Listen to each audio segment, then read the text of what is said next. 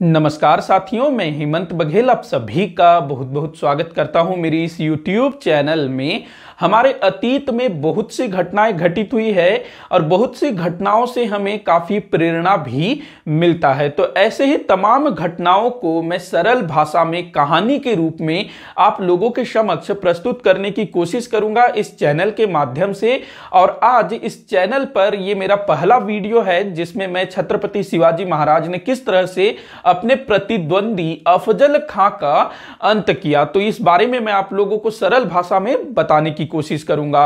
तो आप लोग मुझे सहयोग जरूर करिएगा, मेरे चैनल को सब्सक्राइब करके जितना हो सके अपने साथियों के साथ आप इसको शेयर करिएगा और वीडियो अगर अच्छा लगे तो लाइक जरूर करिएगा। तो चलिए हम लोग आज के इस प्रेरणादायक कहानी को शुरू करते हैं। वैसे ये कहानी नहीं है, अतीत में घटित एक सच्ची घटना है। छत्रपति शिवाजी महाराज, जिनका नाम सुनते ही हमारे मन मस्तिष्क प्रेरणा से भर जाते हैं। छत्रपति शिवाजी महाराज के जो पिता थे शाहजी भोसले, वो एक मराठा सरदार थे और उन्हीं से छत्रपति शिवाजी महाराज को पूना की जागीर प्राप्त हुई थी। पूना, जिसे आज हम लोग पुणे के रूप में जानते हैं, जो कि महाराष्ट्र प्रांत का एक शहर है पूना, तो वो जो है उस समय पूना के नाम से जाना जाता था। एक छोटी सी जागीर हुआ करती थी और छत्रपति शिवाजी महाराज को अपने पिता से यह जागीर प्राप्त हुई थी। छत्रपति शिवाजी महाराज शुरू से ही काफी मेधावी थे और इन्होंने काफी कम उम्र में अपना लक्ष्य तय कर लिया था। इनका लक्ष्य था स्वराज की प्राप्ति। चूंकि जो दक्कन, जो महाराष्ट्र का जो क्षेत्र है वो दक्कन कहलाता है, दक्षिण को जाने वाला दक्कन। तो जो दक्कन है वहां महाराष्ट्र, जो मराठी लोग हैं, वो उनका मूल निवास स्थान है। तो छत्रपति शिवाजी महाराज का मानना था कि जो मुगल हैं और जो उस तरफ जो मुस्लिम लोग थे, जो मुगल हो गए, तुर्क हो गए, अफगान हो गए, ये सब बाहरी लोग हैं, विदेशी लोग हैं और हमारे क्षेत्र में आकर के शासन कर रहे हैं। तो हमें इनके शासन का अंत करके हमें अपना स्वराज स्थापित करना है। तो ये छत्रपति शिवाजी महाराज का लक्ष्य था और उन्होंने अपने इस उद्देश्य की पूर्ति के लिए अपने जागीर, जो कि उनको उनके पिता से प्राप्त हुई थी, पूना की जागीर, तो छत्रपति शिवाजी महाराज ने सबसे पहला काम यह किया कि उन्होंने अपनी जागीर को सशक्त करने का प्रयास किया। मतलब कि पूना के आसपास जो दूसरी जागीरी थी ना, या फिर कहें जो दूसरे किले थे, देखो पूना उस समय किलों का बड़ा महत्व था, जो किला होता है, दुर्ग होता है, उसका काफी महत्व था।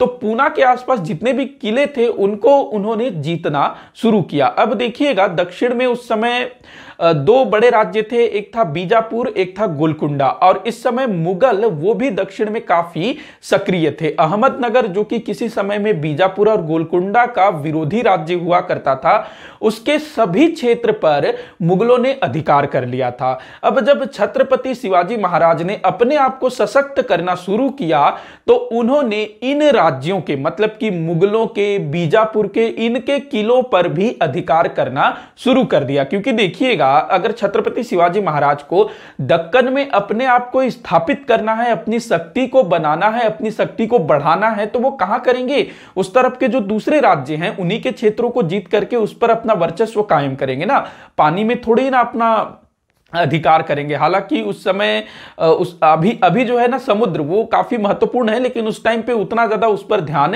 नहीं दिया जाता था। तो छत्रपति शिवाजी महाराज ने मुगलों के क्षेत्रों पर भी आक्रमण किया, उनके किलों को भी जीता, और जो बीजापुर राज्य था, जो कि दक्षिण में पड़ता है, मध्य महाराष्ट्र, और उसका काफी सारा भाग जो है कर्नाटक प्रांत में पड़ता है। तो छत्रपति शिवाजी महाराज ने मुगलों और मुगल और बीजापुर, इन दोनों राज्यों के काफी सारे किलों को जीतना शुरू कर दिया। तो जाहिर सी बात है कि ये दोनों परेशान होंगे। मुगलों के साथ छत्रपति शिवाजी महाराज का किस तरह से संबंध था और किस तरह से संघर्ष हुआ, इसको हम लोग किसी दूसरे वाले वीडियो में जानेंगे। अभी हम लोग जो है अफजल खां पर आते हैं। तो बीजापुर वो काफी परेशान हो गया कि भाई ये कौन है जो कि हमारे किलों को जीतता चला जा रहा है। तो पता चला कि ये शाहजी भोसले का बेटा है शिवाजी, और जो शाहजी भोसले थे ना, वो शुरू में अहमदनगर के यहां काम करते थे, बाद में बीजापुर के यहां भी काम करते थे। शुरुआत में बातचीत करके छत्रपति शिवाजी महाराज को शांत करने की कोशिश की जाती है, लेकिन भाई उन्होंने जो लक्ष्य तय किया है उसमें इन सब चीजों के लिए कोई भी स्थान नहीं था। उनको तो भाई अपना स्वराज चाहिए। तो अब क्या होता है कि जो बीजापुर का जो सुल्तान होता है, उसने अपने एक सेनापति, जो कि बड़ा ही कुख्यात था, मतलब उसने दक्कन में काफी सफलता प्राप्त की थी, मुगलों के विरुद्ध काफी सफलता प्राप्त की थी। उसका नाम था अफजल खां, जो कि बहुत ही बढ़िया सेना नायक था, मतलब लड़ाकू था, योद्धा था। तो उसको जो है छत्रपति शिवाजी महाराज के विरुद्ध लगाया जाता है। और ये जो अफजल खां था ये गारंटी देता है कि मैं छत्रपति शिवाजी महाराज को या तो मार डालूंगा या फिर उसको अपने अधीन कर लूंगा, उसके साथ समझौता वगैरह करके। तो इस टाइप से वो वचन देता है।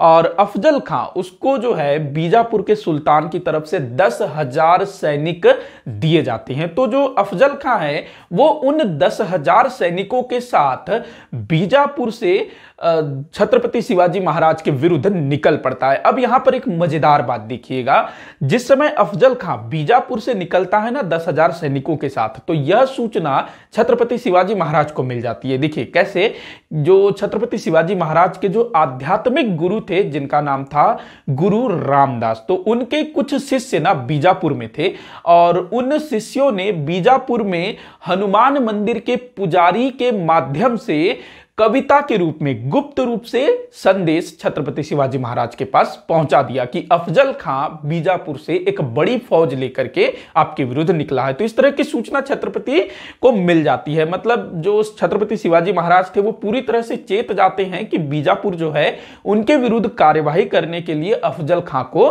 भेज रहा है। तो छत्रपति शिवाजी महाराज अपनी तैयारियों में लग जाते हैं, शत्रु का सामना करना है। और ये समय था 1659 का, 1659 मतलब 1659 का ये समय था। अब इसी बीच ना जब छत्रपति शिवाजी महाराज अपने शत्रु के विरुद्ध कार्यवाही की तैयारियों में लगे हुए थे, एक अप्रिय घटना घटित हो जाती है। छत्रपति शिवाजी महाराज की पत्नी साईबाई निंबालकर, उनका निधन हो जाता है 5 सितंबर 1659 को। साईबाई निंबालकर से ही छत्रपति शिवाजी महाराज को एक पुत्र हुआ था जिसका नाम था संभाजी महाराज, जो कि आगे चल करके छत्रपति शिवाजी महाराज के उत्तराधिकारी होंगे। उनका जीवन भी काफी संघर्षों से भरा हुआ रहा है, उसको भी हम लोग किसी और दिन चर्चा करेंगे।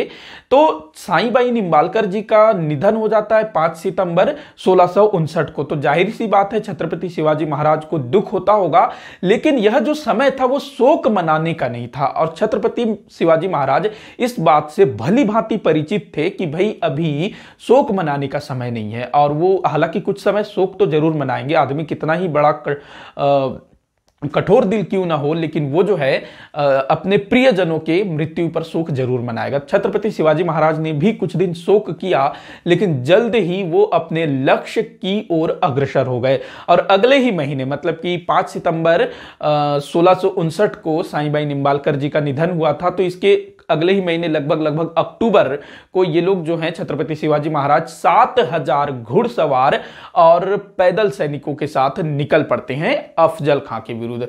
अब अक्टूबर 1659 को अफजल खां और छत्रपति शिवाजी महाराज दोनों प्रतापगढ़ नामक स्थान पर एक दूसरे के आमने सामने आ जाते हैं। अच्छा, ये जो अफजल खां था ना, ये बीजापुर से प्रतापगढ़ पहुंचने के बीच काफी कत्लेआम करता हुआ आता है। इसने छत्रपति शिवाजी महाराज की कुल देवी के मंदिर को भी नष्ट कर दिया। इसके अलावा पंढरपुर में विठोबा के मंदिर को भी नष्ट किया था छत्रपति शिवाजी महाराज, अफजल खां ने, माफी चाहूंगा, अफजल खां ने इन मंदिरों को नष्ट किया था। तो इससे ना जो मराठा लोग थे उनके अंदर अफजल खां के लिए काफी रोष उत्पन्न हो गया था। इसके अलावा अफजल खां ने काफी कत्लेआम भी किया, काफी लोगों का धर्म परिवर्तन भी किया। तो इस तरह अक्टूबर 1659 को छत्रपति शिवाजी महाराज और अफजल खां दोनों जो है प्रतापगढ़ और उसी के निकट एक और स्थान है वाई, तो यहां पर जो है दोनों अपनी अपनी सेनाओं के साथ एक दूसरे के आमने सामने हो जाती हैं। जो प्रतापगढ़ का किला था, कहते हैं वो काफी दुर्भेद्य था,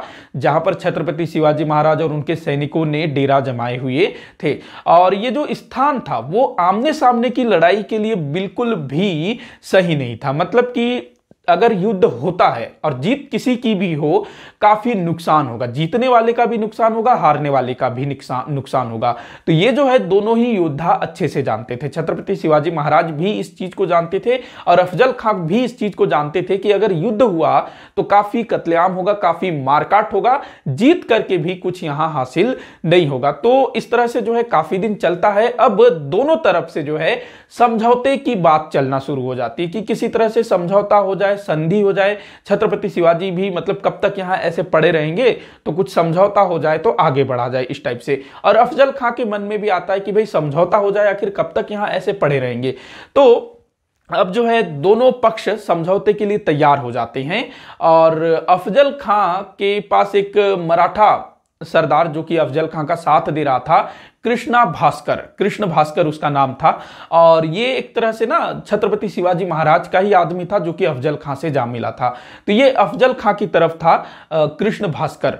तो अब क्या होता है, संधि तय हो गया, समझौता तय हो गया। 10 नवंबर 1659 का दिन तय किया गया था कि इस दिन जो है दोनों मिलेंगे। अब ये जो कृष्ण भास्कर है ना, ये छत्रपति शिवाजी महाराज को सूचित करता है कि जो अफजल खां है आपको धोखे से मारने की प्लानिंग कर रहा है, मतलब कि समझौते के लिए आप लोग दोनों मिलेंगे तो अफजल खां जो है आपको धोखे से मारने की योजना बना रहा है। अब छत्रपति शिवाजी महाराज को एक और भेद पता चल गया। तो अब छत्रपति शिवाजी महाराज इस समझौते वाले कार्यक्रम को रद्द नहीं करते, जैसा है जिस दिन तय हुआ है 10 नवंबर 1659 वही दिन होता है।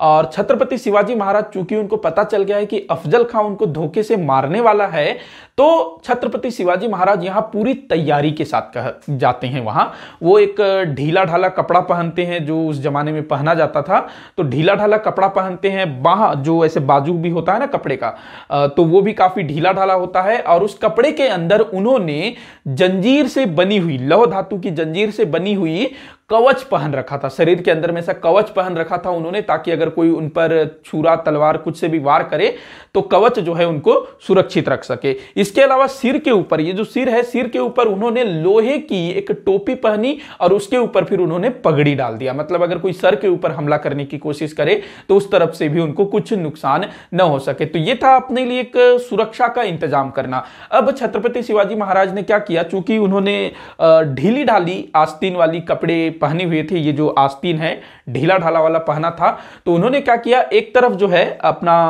कटार छुपा लिया, ऐसे जो ढीला ढाला कपड़ा होगा उसी के अंदर उन्होंने कटार छुपा लिया, और दूसरे हाथ की अंगुलियों में बघनखा नाम का हथियार धारण कर लिया। अंगुलियों में, ये जो उंगलियां है ना, इसमें उन्होंने एक हथियार धारण किया जिसको बघनखा बोला जाता था। बघ मतलब बाघ, नाक मतलब नाखून, बाघ के नाखून जैसा। अब ये जो हथियार था जिसको उन्होंने हाथ में धारण किया था, हथेली में, ये अंगूठी के जैसे पहना जा सकता था, अंगूठी के जैसे उंगलियों में ऐसा पहना जा सकता था, और मुट्ठी बंद कर लो तो वो दिखेगा भी नहीं, ऐसा लगेगा कि कोई अंगूठी पहना हुआ है, और जब भी किसी के ऊपर आक्रमण करना है तो उसको आराम से आप खोल के उसके पेट में डाल सकते हो।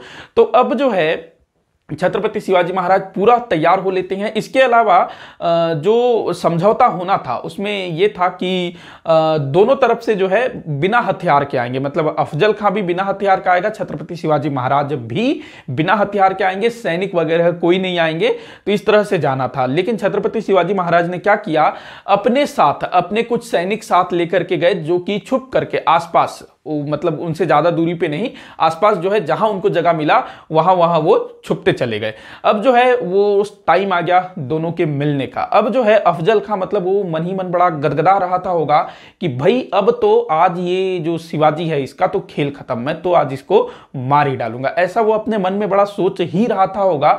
और जब दोनों मिलते हैं छत्रपति शिवाजी महाराज और अफजल खां, तो कहते हैं कि अब भाई दोनों में समझौता हो रहा है, दोस्ती हो रहा है, तो बिल्कुल हाथ मिलाएंगे, गले वाले मिलेंगे। तो कहते हैं कि जो अफजल खां था उसने छत्रपति शिवाजी महाराज का आलिंगन करके स्वागत किया इस तरह से कि मुझे आपसे मिलकर बड़ी खुशी हुई कि आपने अच्छा किया कि समझौता के लिए तैयार हो गए, नहीं तो फालतू मारकाट होता, आपके लोग मरते मेरे लोग मरते, तो हम दोनों जो है बैठ करके समझौता कर लेते हैं, कुछ आप मानो कुछ हम माने, इस टाइप से। तो वो जो है आलिंगन करता है छत्रपति शिवाजी महाराज को और ऐसे जैसे गले लगाते हैं। तो जो अफजल खां है वो छत्रपति शिवाजी महाराज को मारने की कोशिश करता है, मतलब वो कुछ रखा रहा होगा, कुछ भी हथियार जैसे कि कुछ छुरा कटार वटार, तो उससे जो है छत्रपति शिवाजी महाराज को ऐसे मारने की कोशिश करता है। लेकिन छत्रपति शिवाजी महाराज ने तो अंदर कवच धारण कर रखा है, तो छत्रपति शिवाजी महाराज को भला क्या होता।